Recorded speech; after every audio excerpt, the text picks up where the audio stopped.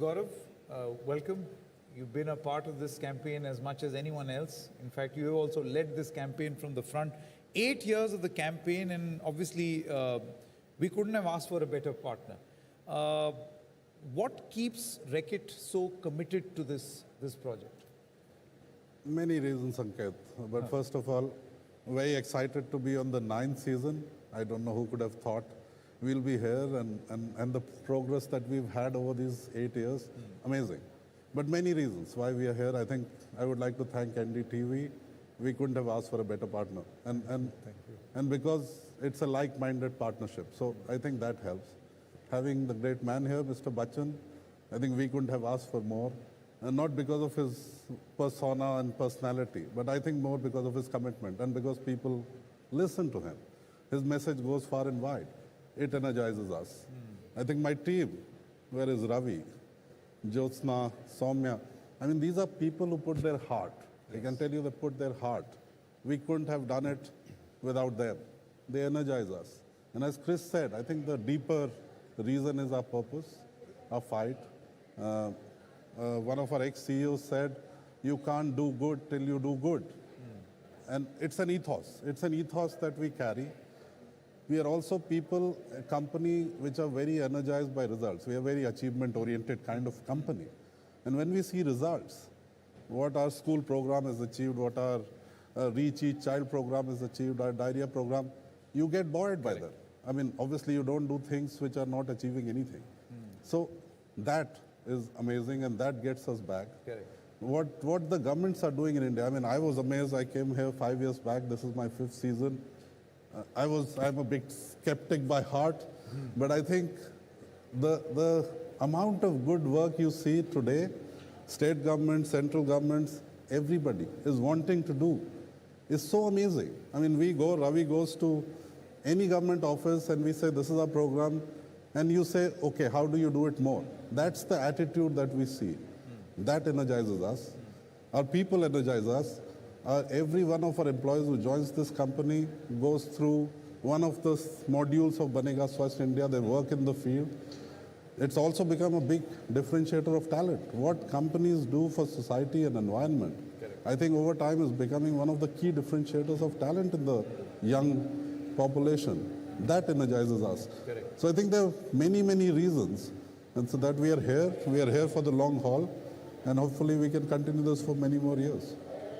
बच्चन साहब एक और बात बताते चलें, जैसे कि आपने इसका जिक्र भी किया था, the theme this time around, and we've seen how the themes have changed. Every season has a very specific target, a specific mission. From Swachh to Swasth, that switch that was made about 4 years ago, to today, where the mission is Lakshya, a mission Sampoorn Swasthya Ka. So, I mean, how do you look at what is the, how do you achieve that goal? Sampoorn Swasthya. Yeah, I just feel that every time you build a tagline, you're compelled almost to follow it to its completion. And it's very important to have formed that tagline and then make it, possible and plausible. I just feel that every year, I mean, thanks to NDTV and all of us that cooperate in this mission, it is important to keep drilling this thought into every mind in the country. Many a times, a lot of people look at us and say, "Do teen char baat karke aap log chale gaye, uske baad kuch hua nahi." But when you see results happening in front of you, that's when you realize that this mission is succeeding, and may it continue to succeed. But as I said, we have to keep pushing, we have to keep endeavoring to make sure that that tagline is lived up to. Would you like to tell us a little, Gaurav, about this mission? How does Reckitt propose to go about? Well, when we thought about it, Sanket, you were in the room, Doc was in the room when we discussed this as to how do we take this forward. And we started with basic hygiene. Season 1, hand washing, school program. We have come a long way. We've shifted to health. We've gone and done many other programs which impact. I mean, hygiene is obviously the base foundation of health, but then you do programs which have a bigger impact on health across. I mean, what we've achieved in Maharashtra with our infant mortality rate reduction program. I mean, we had 0 deaths because of malnutrition. Now it's going to 3 states.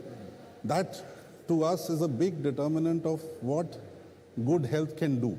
And I think when you read up the stats of what IMR, which is infant mortality rates in this country, and you see it by state, and you see how progress can happen through a reduction of overall health. So, I mean, what the government has started on Ayushman Bharat, it's transformative. Obviously, it will take its own time. In India, everything takes time to trickle down, but to have that 10 crore families to be under that scheme, the impact it can have, and you see around yourself. I mean, I think poverty, the circle of poverty, when health plays a huge role. I mean, imagine, and I've seen people, and I'm sure every one of us has seen, when people who are relatively poor, when they get into a sickness problem and their income levels drop, it is a vicious negative cycle. So insurance that the Ayushman Bharat scheme gives goes a long way in elevating their health. And I think through this program, I would say, and we were discussing it with Doc, that if we, or people who are the better off in society, if we can just say that we adopt 4 people or 5 people in our houses or our household, people who work for us, if we can just give them insurance. I mean, it costs nothing. I mean, it's about 2% of the cost of you insure. So instead of a Diwali mithai gift you give, if you can give an insurance, health insurance to people who need it, I think it can just add and boost the efforts of the government. But this whole thing of getting India to total health, not only, and moving on from continuing the work on hygiene, but doing work which makes the overall society healthy is going to be extremely important in the coming years. You know, in fact, Gaurav, I wanted to ask you a question on, and we have done this in the past also in previous seasons, of helping people understand, make economic sense of, their health. How remaining healthy has an economic sense, not just for individuals, but also the country. Would you like to tell us a little more about that? Well, I mean, there's 2 sides of the debate, and I keep on meeting people through this program of people who are experts, and Doc is the big economist who's the expert, as to what is the causality between economic growth or GDP and health and vice versa. And you can argue both ways that, okay, when economic growth happens, you have more hospitals, better sanitation, better facilities, and that leads to better health indicators. But the reverse, when you actually go into deep about it, and if you say infant mortality, which every country in the world takes as an indicator of health infrastructure. Because, infant mortality rates determine what is happening in that area on the health infrastructure, because it is about your mother, I mean the woman, how she has grown up on what health, and therefore the baby's health. Post the baby is born, what happens to nutrition, to mother's milk, the quality, access to healthcare.